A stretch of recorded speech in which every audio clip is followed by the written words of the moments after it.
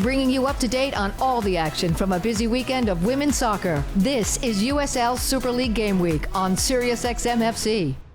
Welcome into Game Week on SiriusXM, where every single week we take a deep dive into the USL Super League. We talk about all the inside things that are happening across the league and have some fun conversations with coaches and players as well. Joined as always by my co-host Marion Crowder. I'm Anna Witte. We've got a fun one because there's a lot of news and notes coming out of match day 30. Carolina clinched the first playoff spot this past weekend. We addressed the State of the Union at Fort Lauderdale United, and Carolina Ascent's Audrey Harding joins the show. Marion, we both have a lot going on too. Like, I'm out here planting gardens, you're moving. There's a lot of like picking up and repotting, metaphorically and like actually these days. Oh my gosh, Anna, honestly, and you know, I don't have the mentality to think that deeply. Don't do that again to me, because it took me like 3 seconds to be like, what is she doing? I was like, did I forget to put a pot in the pod? I was like starting to look outside. I was like, oh no. No, if anyone's wondering why I'm in a dungeon, I am moving from the great state of Mississippi, where we have the best sweet tea. Yes, I said it. To the even, you know, better state. Well, I'm not going to say even better state because I'm from here, but to a wonderful state of Greenville, South Carolina. So, well, Greenville's not a state, but South Carolina's a state. South Carolina is. I should have just said to the Carolinas. Yeah. No, that's where my husband's from.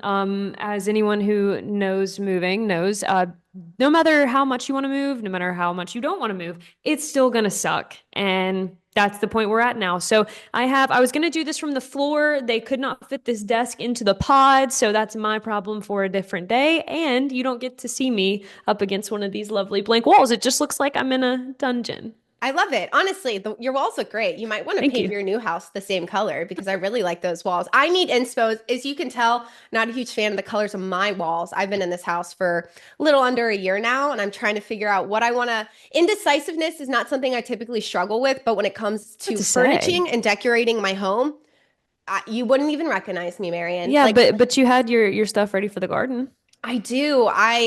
Sunday, I spent my entire afternoon planting. I bought a rosemary bush, planted that, bunch of marigolds, which keep like wildlife away. Yeah. And then I planted cherry tomatoes and bell peppers, and I'm going to start there. So I wanted to plant some lettuce and some onions, but that is something I learned you don't plant until like July and August for like the cold months coming up. So I'm learning as I go, but does ChatGPT help you with this, or are you question. doing this? Like, do you just have like this, like, is this an innate knowledge for you? You know? No, definitely not innate. Chat has helped me a little bit. Honestly, I like watching YouTube videos on how people kind of go about it, because I'm much more of like a visual person. Huge fan of Martha Stewart, as you know. So she's got her 101 on how to start a garden.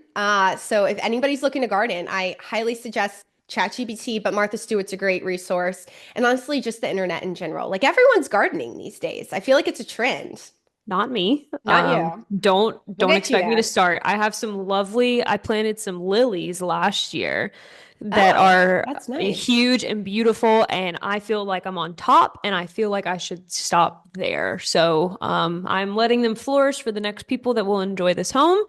And I think that's the end of my gardening career. Yeah. Well, we'll pick it back up when you come to the Carolinas. You're joining me in the Carolinas. We're going to be 2 Carolina gals. You can come to my house and you can plant my We'll think about it. I'll think about it. I got a lot of work to do around here first. But let's continue this Carolina conversation, shall we? Because Carolina clinched a spot in the playoffs, not necessarily 1, 2, 3, or 4, but they now have 46 points on the season after beating Fort Lauderdale this past weekend 5-2. It was a hat trick from Corbin, a hat trick from Harding, 21 goals, Marion, in 6 games, and they've only let in 2 goals. What to you has been the most impressive thing from Carolina in this last 6 to 7 games? Probably the fact that they are making these big time wins look really, really effortless. when you see a team making those kind of statements and it feels, very much like this is normal for the viewer, that's a sign that they are clicking and firing on all cylinders, which I think is very true. And not only what we're seeing in the attacking third, but also the fact that they continue to be a staunch defensive presence. I think for that game for me in particular against Fort Lauderdale this past weekend, it was the response, right? The response after, let's call it what it was. It was a very poor first goal allowed. And I don't want to take any credit away from Fort Lauderdale, but that was not the defensive organization that we typically see from this Carolina Ascent team. I think they caught them sleeping and in a moment of weakness. But the response after that, it felt like they poked a bear, right? And it never really felt like Fort Lauderdale had a chance outside of that opening 10 minutes. And that's just because of Carolina's unity, I think, through every single third right now. It's just been so impressive how in sync this team is. And if there is one word that I had to use to describe them, it would be unity. I think that's a great word to describe Carolina. And I think Carolina is just on fire at the right time. Like sometimes you can't really pick the moments that your team is peaking rather. You can't pick those moments, but you can train for those moments. And what we've seen Carolina be able to do from the start of the spring, where they struggled to score goals, they've outshot every single opponent necessarily. But now they're in a spot where they're connecting on all their opportunities. And that next phase for Carolina is 3 games left. How are they going to continue with the way that they're playing right now after a 2-week break? And that's going to be, and something that I would encourage everyone to stay tuned into our interview later with Audrey Harding, because I think Anna asked probably the most important question for this Carolina team. We've seen the fact that you all understand it, right? You all understand tactical approach on the field. And now how do you balance that rest recovery aspect, feeling fresh for the playoffs, with staying in this very consistent game rep, game sync type of environment that they have? That really, to me, is the biggest question mark for how Philip Poole and his staff manage them down the stretch. Another team that has been excellent this spring is Spokane. They are finishing this season really Amen. strong. They beat Tampa Bay this past week 3-2, a hat trick from Mackenzie Weiner. 4 games left on the season, and Spokane is currently tied for points with Fort Lauderdale, which potentially after this weekend, they can be battling for that 3rd or 4th spot, depending on how the 2 Florida teams end their games this weekend. But Spokane, 7-1-2 in the spring, 4 games left. And one of the biggest thing that Coach Johnson said after this match against Tampa Bay is good teams find ways to win. And Spokane is proving that right now. Amen to that. That was exactly the note that I took from it. Look, it's been inconsistent with how they start matches, less inconsistent with how they finish, because I think that they always tend to get woken up. It just depends on what point of the game. But one thing that has been consistent with them is their ability to respond. And they have just continued to find a way to go after and complete the task at hand. And that's what it feels like, right? It almost feels less about them having like a winning mentality. And it feels more about the fact that they all came into the spring season and said, this is our job. This is what's on the to-do list for us every single week. And they've just been checking boxes. If we do this, we're going to get where we want to go. And Joe Johnson has done a masterful job at keeping her players on track. I will say, this is hard to say, tactically, I have been the most impressed, I believe, with Spokane in this spring season.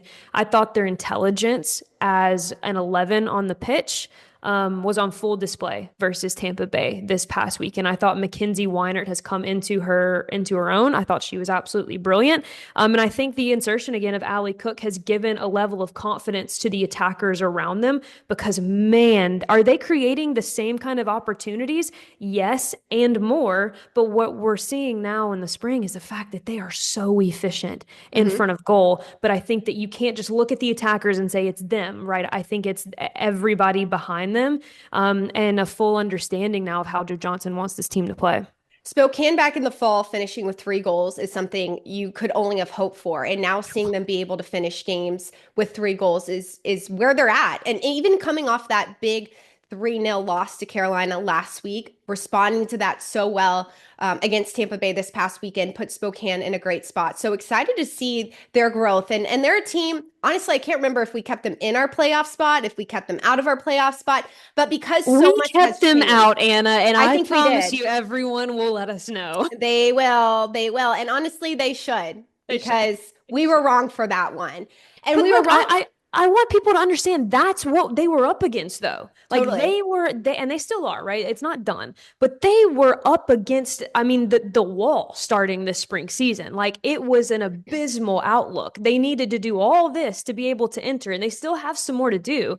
But did I think that we were going to actually get here? No. But do Right. I think with the way that they're playing now, they will be in the top four? Very, very likely. Well, and to back up how efficient Spokane has been in front of goal, they finished 4 shots, 3 shots on target with 3 goals. So literally as efficient as it comes. Tampa Bay had 25 shots, but only 2 goals. So excited for Spokane. Then we're going to Brooklyn, who they've got 3 games left on the season. They have 5 goals in the spring so far, had lost to DC this past weekend. So we're in a spot too where Brooklyn, they can still make a playoff run Yeah. if they really wanted to. What is your advice to these Brooklyn players? Well, last week we laid out, all the obstacles that were at hand, right? And we talked about the fact that letting Jess Silva go with only a few matches to go was a bold statement.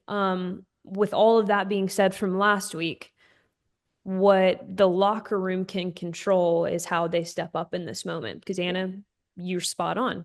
Your season's not lost whatsoever, despite all of the downward spiral that it's been. Now you need to complete your task and you need some help, but it's not lost. And the only way that you put yourself in a position to be able to make that top four is to be able to do your job and win the remaining games. And the only way in my mind that they're going to do that is to see some player-led leadership start to take over, right? Because we've talked to these players, and from everything we've heard, they're a team that loves each other. They love being around each other. They have a good culture in that locker room. Now it's about who is willing to burden this and who is willing to say, guys, we've put ourselves in a tough spot, but it's not over yet.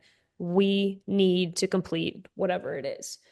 So that for me is my advice. Have someone in that locker room step up and put all those obstacles away from you and say, at the end of the day, it's about us and it's about the 11 of us on the pitch doing our job.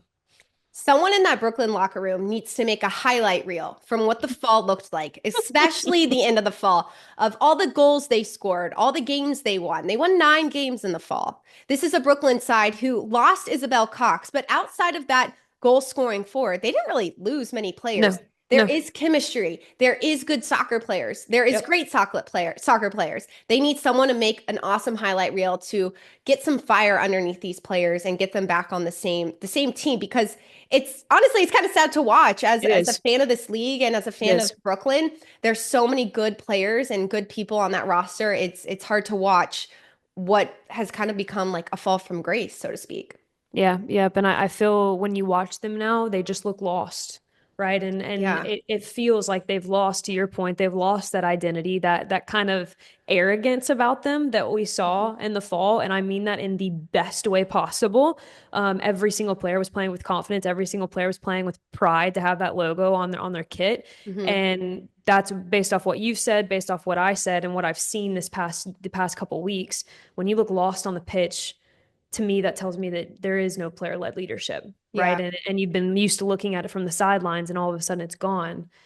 I know for a fact that there are several players in that locker room that had been in leadership roles before and can absolutely handle this. I think this is just mine and Anna's cry, to your point, Right. to say, hey, please don't let this go like this, right? Please don't let this go like this. Because my goodness, at one point, could we not talk about anything besides how good this Brooklyn side was?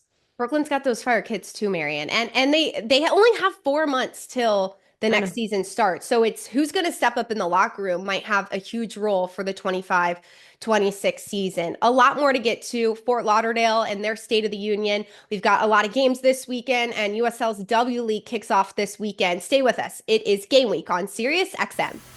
Bringing you up to date on all the action from a busy weekend of women's soccer. This is USL Super League Game Week on Sirius XM FC. Welcome back to Game Week on Sirius XM. The State of the Union in Fort Lauderdale is something we've been discussing for the last few weeks because it's looked uncharacteristic, to honestly say the least. This Fort Lauderdale team in the spring has gone 3-5-2, and they went 5 games last season winless, and then they ended the fall season with 3 straight wins. This is a Fort Lauderdale team who can be hot and they can be really cold. Right now, in the last match against Carolina, there were some massive injuries. Vaca was out, Grosso was out, and Jordan was out. But there's been formation changes, and that's been the most stark for what Fort Lauderdale is doing. Their midfielder, Addie McCain, is playing in a deeper lying role. And some questions are being asked as to what is Fort Lauderdale doing and like why are they making these changes and these decisions right now? Yeah, the lineup changes are an interesting one. I think it speaks to also what was happening in the fall when they went through a bit of this cold stretch. And there is such a thing as overmanaging, right? There is such a Totally. thing as saying, hey, we can be a little bit better. I think we can maybe find a better matchup here, right? And you're tweaking this and you're tweaking that. And all of a sudden, everybody feels a bit out of place and uncertain of their roles. And when you're coming into a time of a playoff stretch, the thing that you want without a doubt is for people to understand what their role is, whether that's a supporting player, whether that's one of the players on the 11 and their rotation within that 11. And then you want players to be able to play with confidence, right? It seems so cliche, but those are two of the biggest keys to a successful playoff run. And it's interesting to see Addie McCain get pushed back a little bit further. Now, granted, I think their loss of Liveni Vaca has not gone talked about enough, and I think it's been massive, despite Laurel Ansbro being a huge, huge get for them and a really good performer for them. Addie McCain does allow you with some distribution abilities from a deeper lying role, but I think what we saw that was very evident in that game against Carolina is the fact that she was uninvolved, right? She spent the majority of her night defending. And at the professional level, at the youth level, right, everybody's, be a two-way player. If you attack, you're going to defend. And I'm all for that. I get it. It teaches us all good fundamentals. There is something to be said at this professional level when you are getting paid to score goals and create chances, how the other side of the ball affects that, right? You hear it at the, Vlad Kamenanovsky at the Kansas City Current, right? He talks about all the time how if his forwards are having to make recovery runs that are 40, 50 yards, but it's affecting their ability to score goals, they're going to have a conversation about that, Yeah. right? So there is a little bit of give and take to this. And I understand maybe wanting Addie McCain in a more central spot, but I think at the expense of her creating offensively, it's a question mark for me. It makes me wonder where Raji has gone. I thought that she had been excellent through the spring season for them. And I really thought the lineup that they put out maybe 2 or 3 games ago, where it had Addie McCain in a more attacking position, it had Felicia Knox in a more attacking position, it had Daria Raji in that deep lying central midfield role. I really thought that was where they figured it out. So for me, perhaps maybe just too many changes because you've already pushed Shania Gordon back into a fullback role, and that's taking away a little bit of an attacking threat as well. And I think it shows in their expected goals over the Yeah. last 3 or 4 matches. Well, and Fort Lauderdale's still scoring 13 goals on the spring so far. You bring up a point in the beginning when you talked about how teams are starting to maybe, at this point of the season, teams are typically not preparing for their opponent. They're refining what they're good at and Correct. making sure they're at the best. So when we get on these coaches calls, sometimes people ask, what are you preparing for? What do you see out of the opponent? And typically coaches say, I don't know, and I don't care in terms of really just trying to make sure that they're ready for where they're at in the season. It seems like, to your point, Fort Lauderdale has a different approach. They're at times planning for their opponent with their formation instead of playing with what they're good at, which is an Addie McCain, in my opinion, and that 10 role. And we've seen Locklear playing next to Balcom at times. It is interesting. And I think, too, one thing that Fort Lauderdale has in their pocket that nobody else in the league has is 5 more games. They have an opportunity to go out and get 15 more points that not everybody else has the chance to. So right now, if you're Fort Lauderdale, you're looking at Brooklyn, Lexington, DC, and then you finish it with Dallas and Spokane. Yeah, no, I think that they're still in a totally fine position, personally, and I feel like you would agree with this. I think the combination where it had Jorian Balcom, Addie McCain, Felicia Knox, and Daria Raji right in that midfield spine, Yes. along with Laurel Ansbro, and the fact that another thing that they have that I think she does better than anyone else in this league is Cassette Morche and her ability to play out of the back, right? That's a strong spine where you can find the isolation for players like Hamid, and you can find Gordon in a more, advanced position at times. I thought, to me, that's their winning combination. I hope to see it again. Obviously, Anna, you and I don't see training every day, so I do want to give that caveat. But my biggest issue with them this past weekend was the body language. I thought the body language and the mentality really showed it was hard for me to see Carolina knowing that really all they're trying to do is get home field advantage, right? And I was like, you would feel like this team is desperate to get into the playoffs. And really that mentality should have been a bit reversed. I know Fort Lauderdale has more games in hand, but I do think too many changes can also start to affect mentality and body language. And for me, that's what I saw this past weekend. Especially with a young team that Fort Lauderdale has. Not a lot of professional experience, but there is a huge upside is they were able to go out and change the narrative at the end of their fall season. That's certainly something they can do at the spring here. So we're talking about the State of the Union, Marion.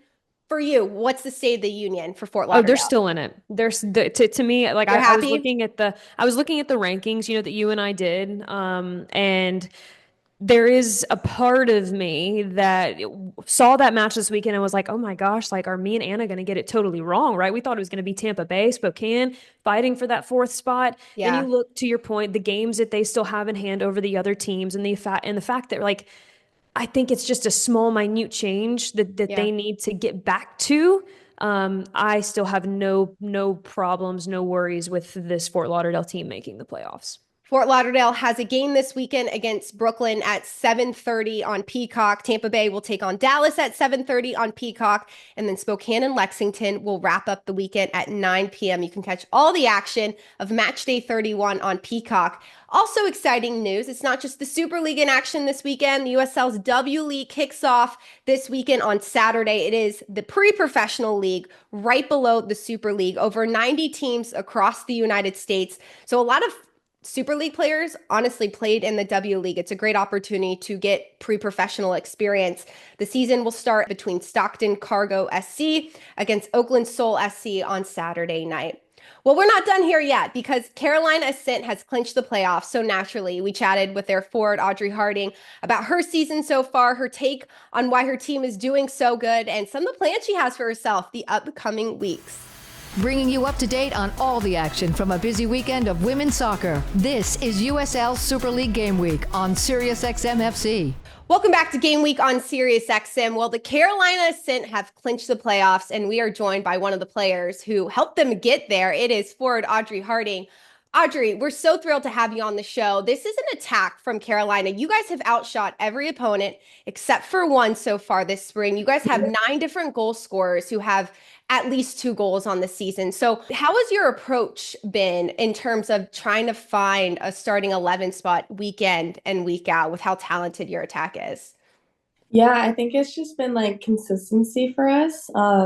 Obviously started off the spring, trying to get back into like a groove since the break. And, a big part of our fall season was, yeah, we won games, but I don't necessarily think it was like our best performance. And they were only games won by like maybe 1 or 2 goals, and we just barely beat the team. Mm-hmm. Even though, yeah, we might have been better, but we didn't really show that. And I think that was a big part of us coming back and working on not just like shooting and finishing, but just working together, like coming down the flanks, like with me and Jill, just combinations. And yeah, so I think just week in and week out, we just put in work and it's starting to show. And it's just really awesome to see us all get on the board. Even like the one game we had like almost all defenders score. So that was really awesome.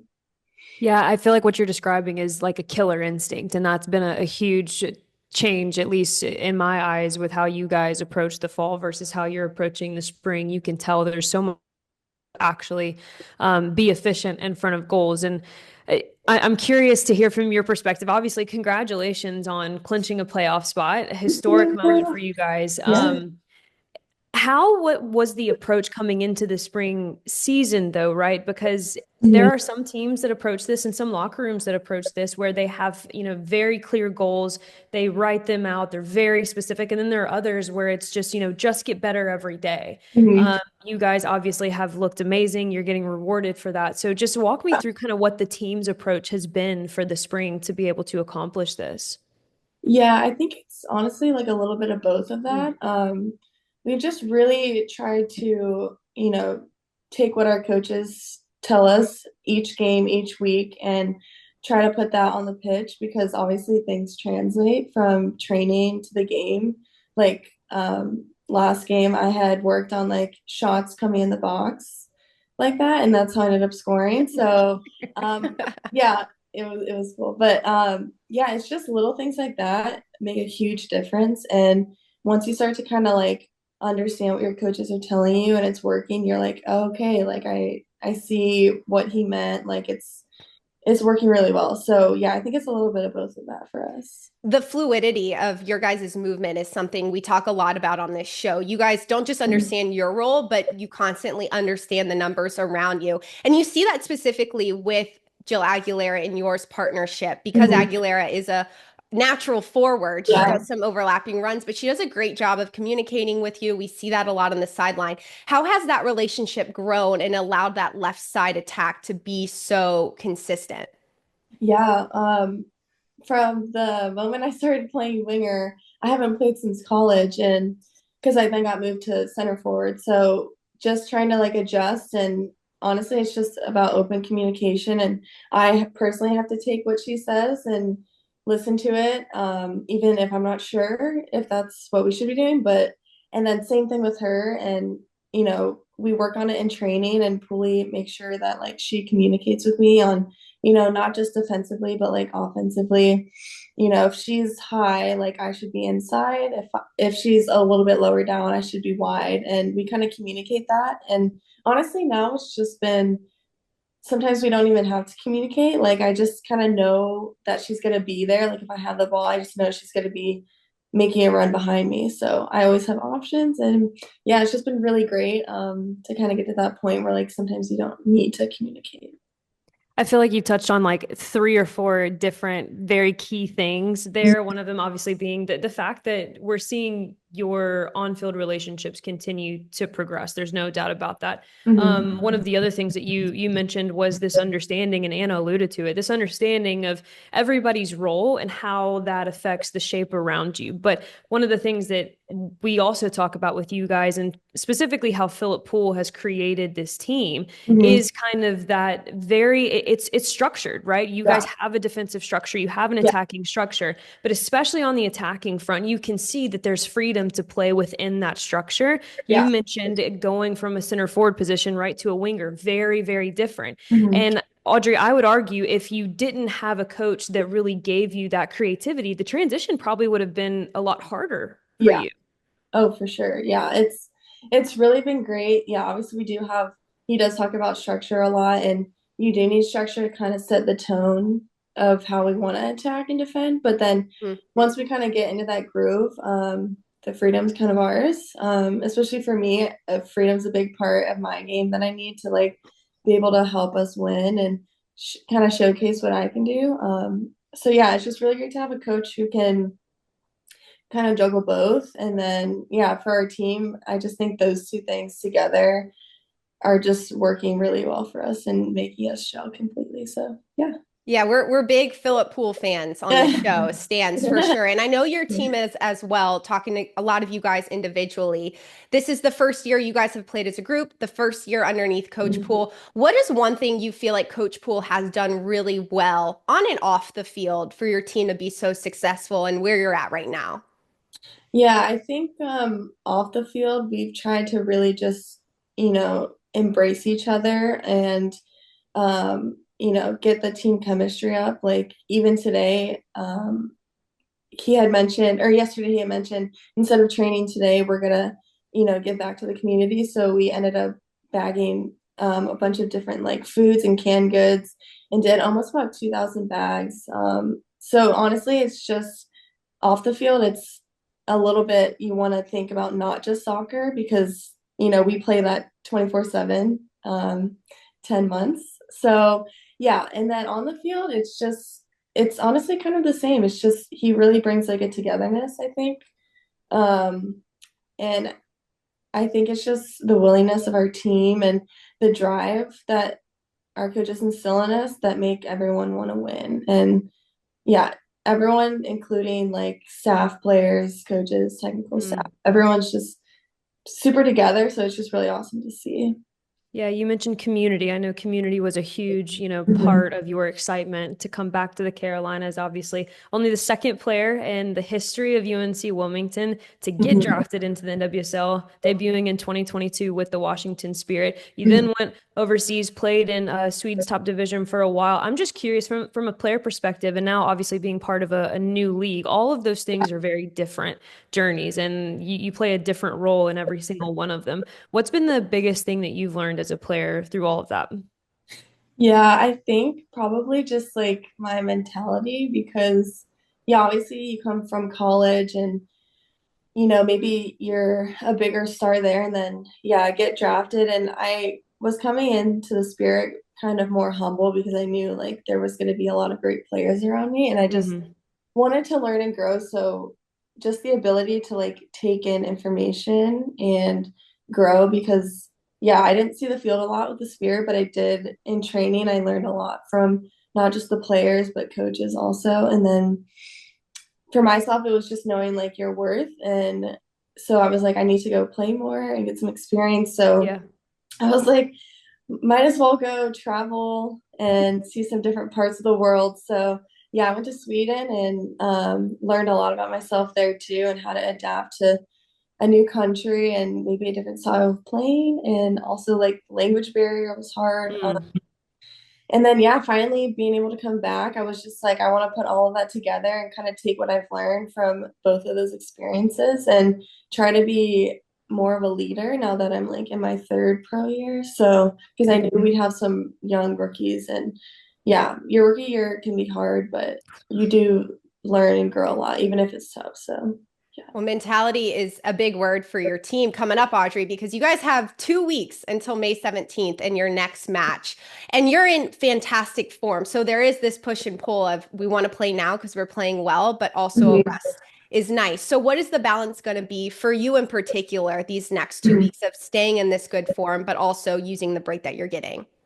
Yeah, I'm definitely gonna kind of reset for a couple days, maybe go to the beach. And I do think we deserve a break because we've definitely been doing super well. But yeah, like you said, we can't take too much gas out of the car because we have a lot more work to do. So yeah, for me, I'm gonna take a couple days off and actually go back to Wilmington and kind of, go to the beach, visit some old places I love and yeah, and then I'll still be doing some probably like light workouts, like body weight stuff, just to kind of keep my body going. Because you don't want to get your body and your mind out of the groove. Right. Because I think we have a lot of unfinished business left, and we want to come into the May game feeling like super rested, but also really prepared. So, yeah, I'm really looking forward to a break. But yeah, it's a tricky situation, but I think we'll be fine.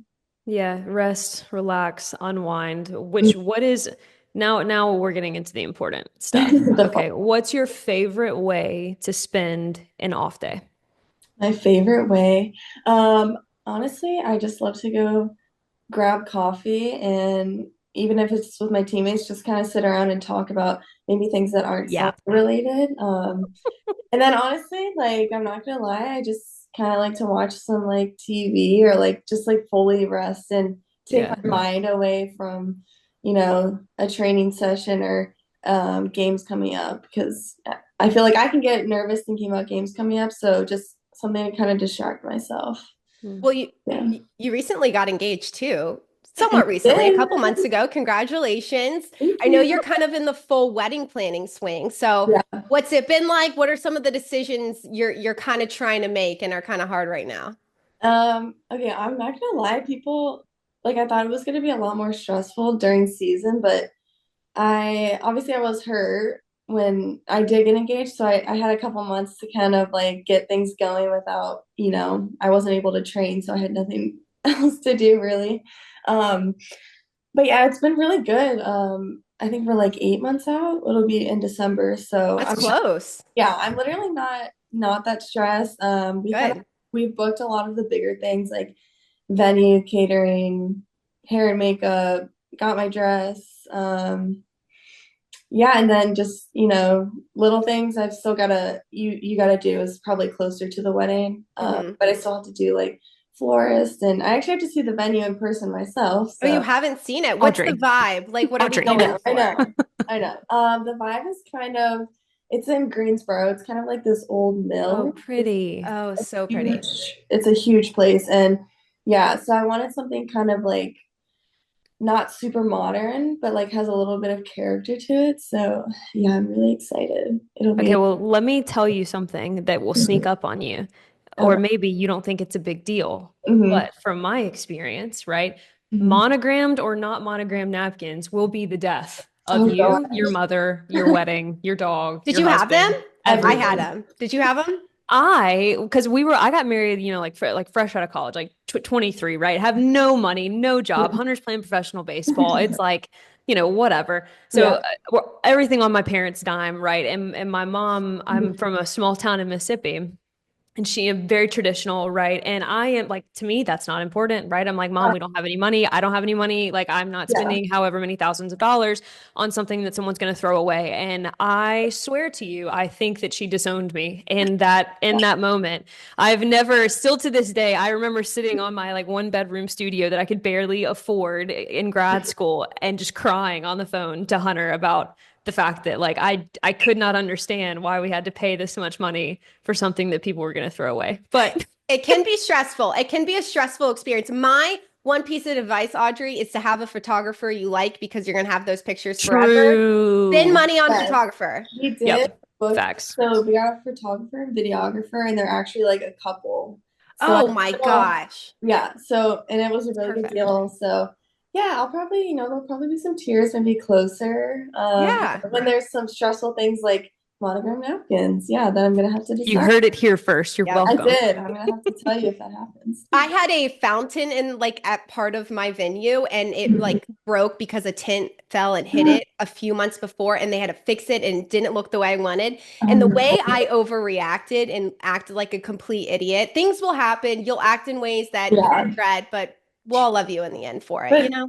but it's like it's your day, so you want Yeah. it to be really special. And you're spending the cash on it. You want it to You go the way are. you want it to go. I Yeah. will say one of the best things, and take it or leave it, but one of the best things that someone advised us to do was actually like before, you get in, everybody else gets into the reception, whether you're doing a Mhm. cocktail hour or whatever, you're going to a different venue. Mhm. Try to find like 5 minutes to yourself where you actually look around at the reception because like it is so easy. So many people coming up to you to talk and take pictures and all this stuff to like put all of these ideas and these thoughts that, into the atmosphere and then not even actually really Oh see yeah.